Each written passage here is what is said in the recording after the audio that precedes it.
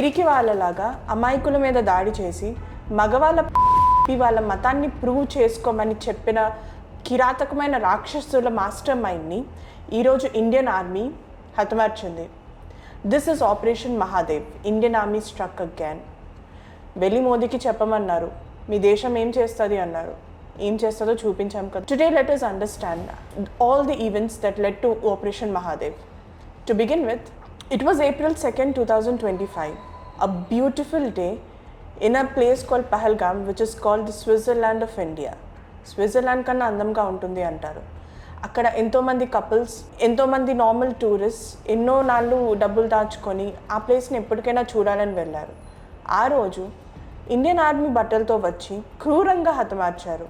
మతం పేరుతోటి కల్మా చెప్పమన్నారు, చెప్పని వాడిని చంపేశారు. 26 members have died. దీని గురించి వేరే ఈ న్యూస్ రాగానే దేశం మొత్తం, the moment this news has come, the entire country was outraged. Entire country wanted their blood, wanted their heads, wanted revenge for the 26 families, for the innocents who lost their lives, and for the arrogance of the terrorists who said, go tell it to Modi. And our government has responded.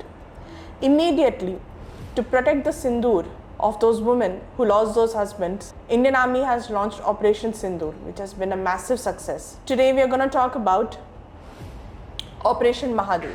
I want to talk about what's happening today in the parliament regarding this issue.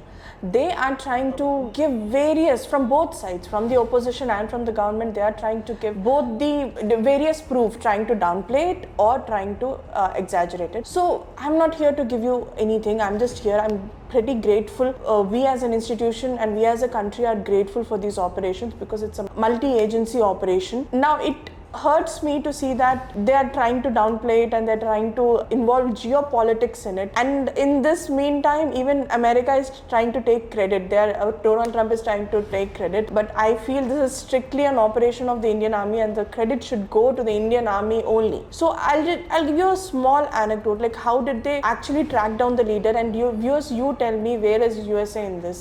Where is the Western world in this? And I don't understand how they managed to take credit for our success today also.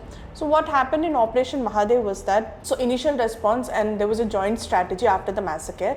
The CRPF, Jammu Kashmir Police was mobilized. And then I'm telling you, in this particular operation, even in Operation Sindoor and Operation Mahadev, the locals were totally involved.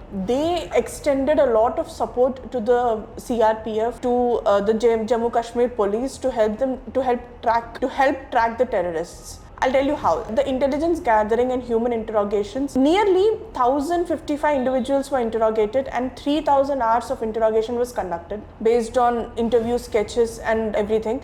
So 3,000 hours. It's not just the police, it's not just the CRPF. All the locals have cooperated for these 3,000 hours. So again, where is America? Where is Trump? I don't know. Yeah.